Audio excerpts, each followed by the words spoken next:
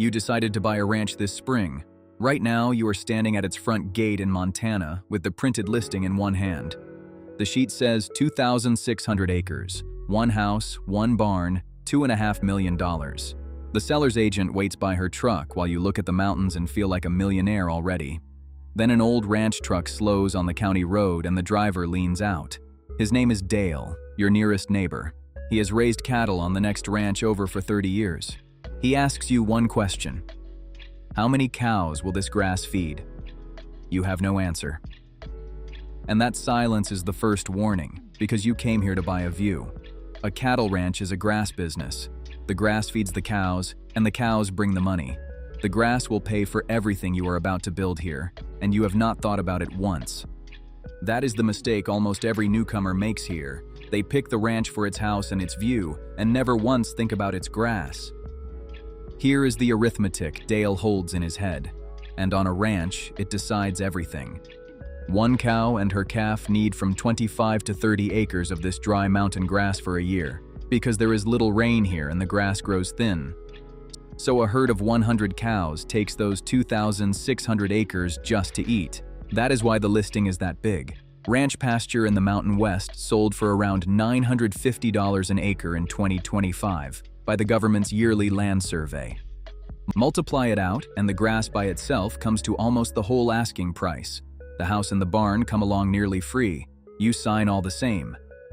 $2.5 million is a lot to pay for grass, so a week before closing, Dale calls and shows you the cheaper way.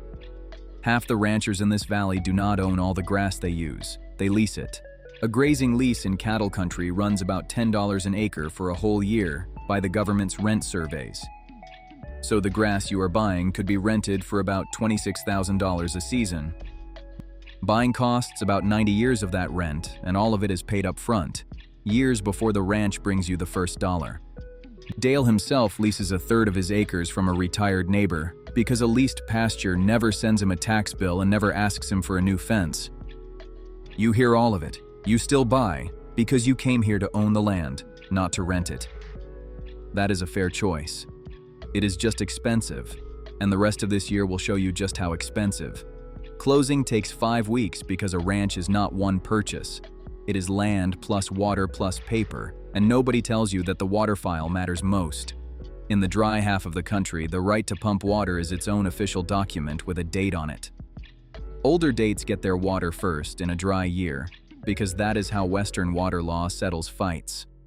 Dale told you to read the date before signing anything. You did. Your right is from 1962, and in a dry year that old date wins. The rest of the paper stack costs money too. Transfer fees, permits for the 2 stock wells, and liability insurance. The insurance is there because a visitor kicked by your cow can sue the owner of the land he was standing on. Insurance and property taxes together run about $2,800 a year for a herd this size by the government cost survey of cow-calf ranches, a small line next to the land. But it comes back every year, in dry years too. The land is yours, and now it has to hold cattle, which it cannot do yet. Fence is where the second wave of spending starts. Your boundary fence runs about 8 miles, and half of it is rotten posts and rusted wire, because the last owner quit running cattle years ago and let it go. A fence contractor rebuilds barbed wire, 5 wires high, for about $2 a foot with materials and crew together, by a 2024 published cost sheet. Your 4 bad miles are about 21,000 feet, so the bid comes in near $42,000, and the crew starts at the front gate and works east. Almost every new owner rebuilds the whole ranch at once, and that is the error, because cattle only need the pastures you will really graze this year. For the fences inside, Dale has a cheap trick.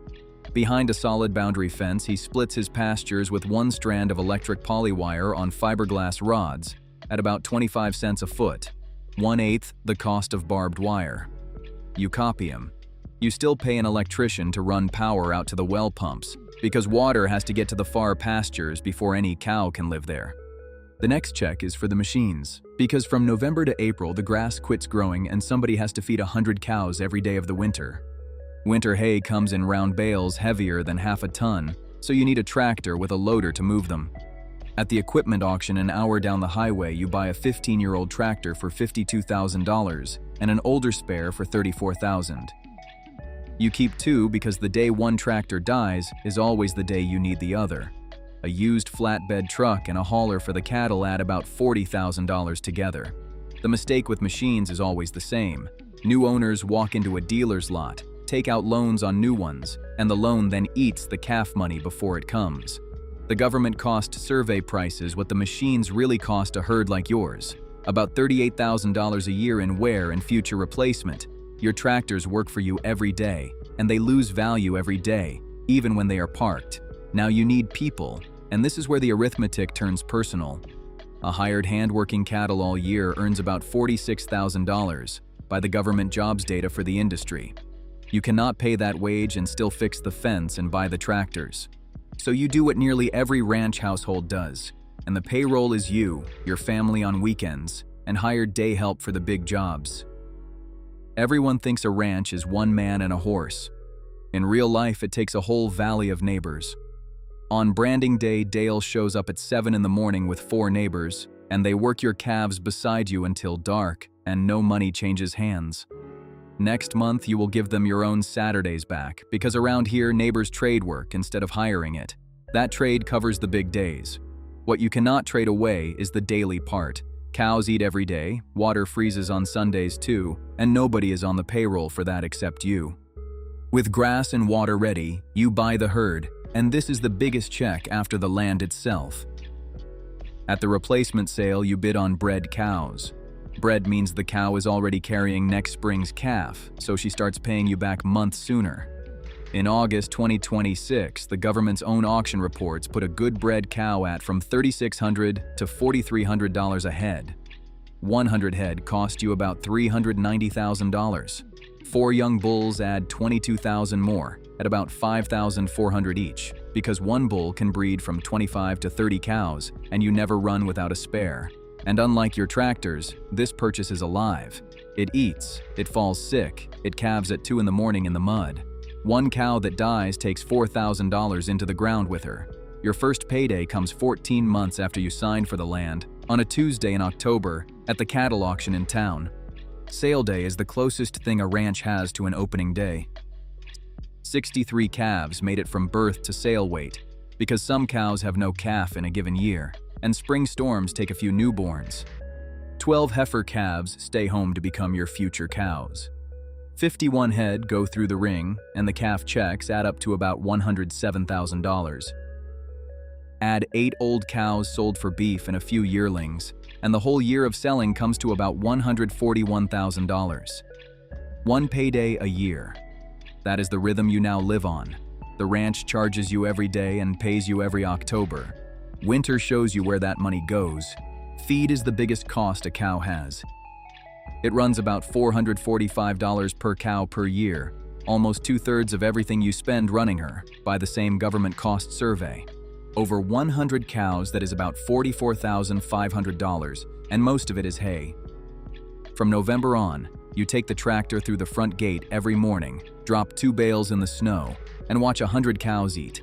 They will do this for 5 months, whether the calves sold high or low, because a cow does not know what the market did. Her appetite never changes. Your income does. Then February comes and everything gets tested at once. Your cows calve in the coldest month because you bred them for early calves. They come out heavier by October, and pounds are money at the auction. A snowstorm covers the valley for 3 days, and you plow snow just to get the front gate open. The older tractor broke down the evening before, so hay runs late while you wrestle the loader chains in the dark.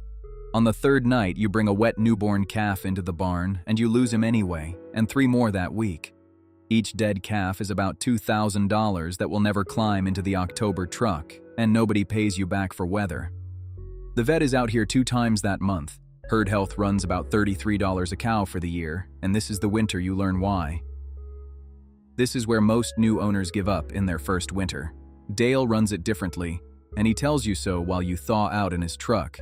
His cows calve in May on green grass, because a calf born into sunshine does not need a barn or luck. His calves sell lighter in October.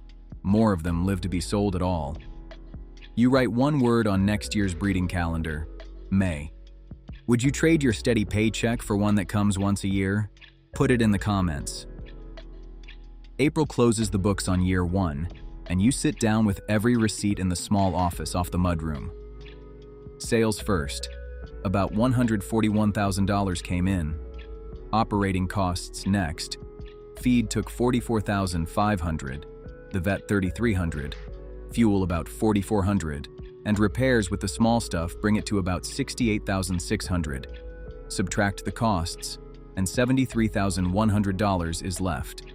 For one evening, you are a successful businessman. Then you add the true lines underneath. Machinery wear takes $38,300, insurance and taxes take $2,800, day help takes about $4,100, now $27,900 remain. And there is still one line no ranch file prints, your own year of work. You fed cattle every morning, repaired water lines at night, saved calves in February. A hired man doing that job costs about $46,000 a year, and you just did it for free. Write your own wage into the costs, and the ranch shows a loss of about $18,000. Nothing was stolen. The business is real. It just pays everyone before you. The feed store, the vet, the county, the fuel supplier. Even the auction barn takes its cut first. You did not buy a business. You bought a job, and you paid $3 million to hire yourself. One plain note on this arithmetic. It comes from the government's 2025 cost survey, and 2025 brought record calf prices. In ordinary years, the loss shows up even earlier, before anyone writes in your wage. Dale is still here after 30 years all the same, and you are not selling either. That is because a ranch pays in 2 different currencies, and only one of them is cash. The cash part you now know. In a good year, the cows leave you less than a hired man's wage.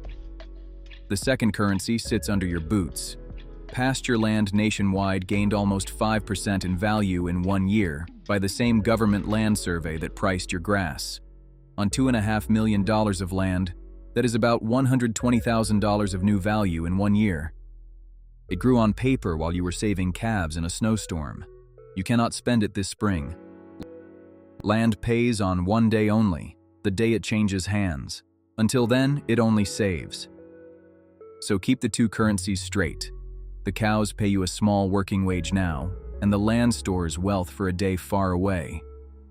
People who mix the 2 up take loans on the paper value, and when a bad year comes, the bank wants real payments. Now the verdict, in plain figures. In went about $3,100,000. Land, herd, machines, fence, and paperwork. Out comes about $141,000 of sales a year. After the bills, that leaves $27,900 in cash, plus a house with no rent and a freezer of your own beef. Counted in cash only, the land never earns itself back in your lifetime. Counted with the land's growth, the place still grew your net worth by about $120,000 this year while paying you like a side job. If you started over, knowing what you know now, you would change one thing. You would lease grass for the first 2 seasons and buy the cows before the land. A cow earns her price back within a few Octobers, and land takes decades. The ranch also leaves you 3 rules that work far away from Montana. First, before you buy any business, write your own wage into its costs. If the profit disappears, you are buying yourself a job, not a business, and the price should say so. Second, know what a big purchase pays you in, yearly cash or stored value, and never spend money you can only touch on the day you sell. Third, rent the expensive thing for a season before you own it, because the same error costs a few $100s on a lease and a few million after you buy. In June, you stand at the front gate again, where you first read the listing sheet and could not answer one question about grass. 90 new calves are out on that grass now. Dale slows his truck on the county road, leans out, and asks how the May breeding is set. This time you answer without thinking. The ranch pays you little and owes you nothing, and you would sign for it again, because now you know precisely what you bought. The pay is small, the ground is yours, and it is worth a little more every year.